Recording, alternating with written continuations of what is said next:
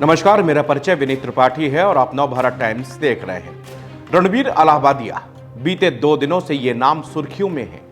बेहद मशहूर यूट्यूबर हैं। बड़े बड़े राजनेता, एक्टर, राइटर, निर्माता, निर्देशक न जाने सभी से बातचीत करते हैं, पॉडकास्ट करते हैं, मगर इनके भोले से चेहरे और मासूम सी मुस्कुराहट के पीछे एक दूसरा रणबीर भी था।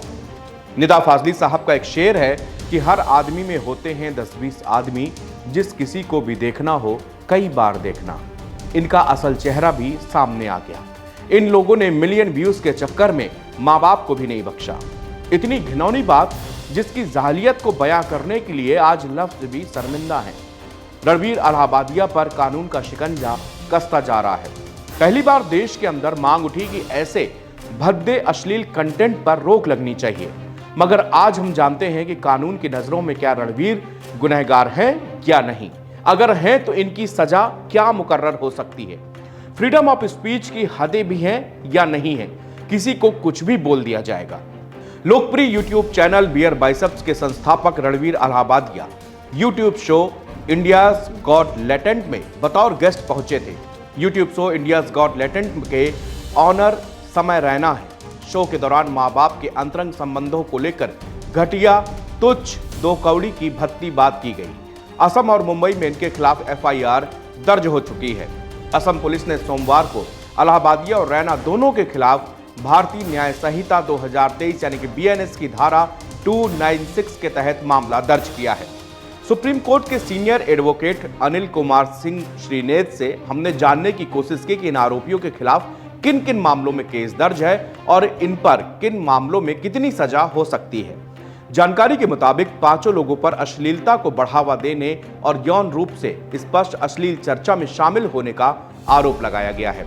एफआईआर में 31 साल के पॉडकास्टर रणबीर अलाहाबादी के अलावा शो में आशीष चंचलानी, जसप्रीत सिंह, अपूर्वा मखीजा और समय रैना का नाम भी शामिल है। यूट्यूबर के खिलाफ कई शिकायतें दर्ज की गई है।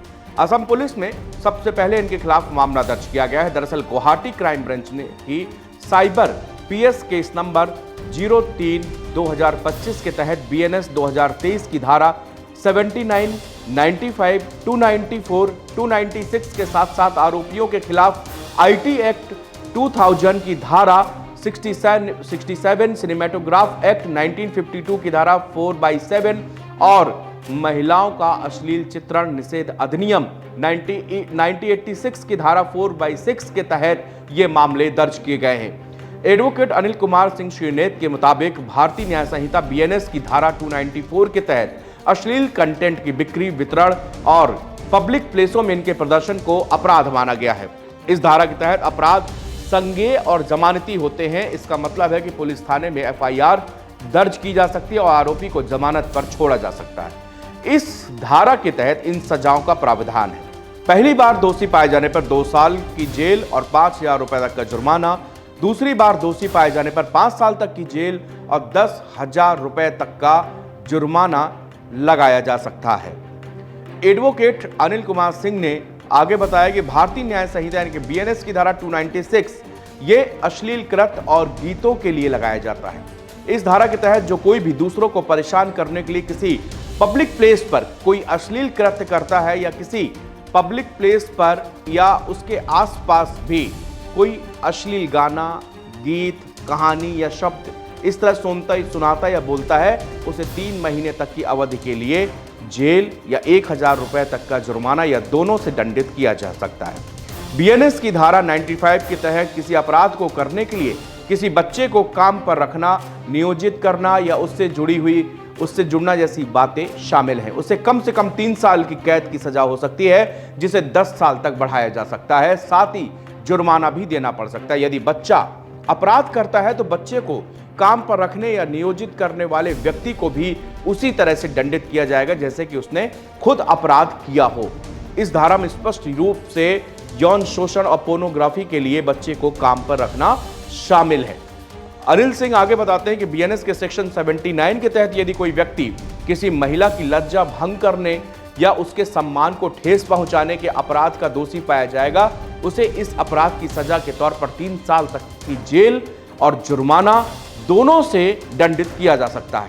इसके तहत किसी महिला का अपमान, करने के इरादे से कोई शब्द, इशारा, कोई कार्य इसी धारा के तहत आता है।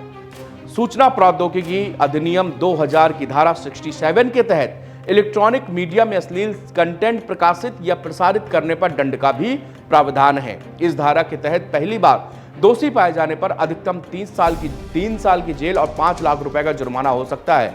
इस धारा के तहत अश्लील सामग्री यानी कि कंटेंट को प्रकाशन या प्रसारण के लिए अलग अलग गंभीरता की सजा हो सकती है। दूसरी बार या उसके बाद दोषी पाए जाने पर अधिकतम 10 लाख रुपए का जुर्माना भी हो सकता है।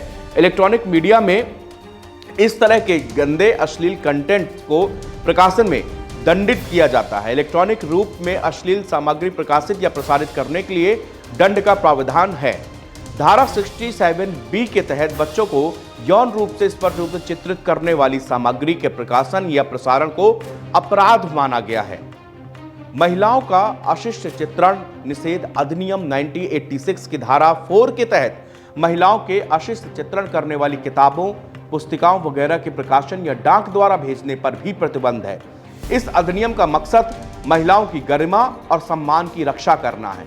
वहीं इस कानून की धारा 6 के तहत जो धारा 3 या 4 के प्रावधानों का उल्लंघन करेगा उसे पहली बार में दोषी होने पर 2 साल तक की जेल और 2000 रुपए तक का जुर्माना हो सकता है। तीसरे या बाद के दोष के लिए उसे 6 महीने से 5 साल तक की जेल और 10,000 रुपए से 1 लाख रुपए तक का जुर्माना लगा सकती है कोर्ट। सिनेमेटोग्राफ के अधिनियम 1952 की धारा 4 फिल्मों की जांच से जुड़ा हुआ प्रावधान है। धारा 4 के तहत अगर आप कोई फिल्म जनता को दिखाना चाहते हैं तो सबसे पहले आपको इसको बोर्ड में आवेदन करना होगा और प्रमाण पत्र मांगना होगा। बोर्ड फिल्म की समीक्षा करेगा, उसकी कहानी देखेगा या किसी और से समीक्षा करवाएगा और फिर फैसला करेगा कि फिल्म को सभी को दिखाने की अनुमति दी जा सकती है या नहीं। हालांकि यदि बोर्ड को लगता है कि फिल्म में ऐसी सामग्री है जो 12 वर्ष से कम उम्र के बच्चों के लिए ठीक नहीं, तो वो अभी भी इसको देखने के लिए अनुमति नहीं देंगे।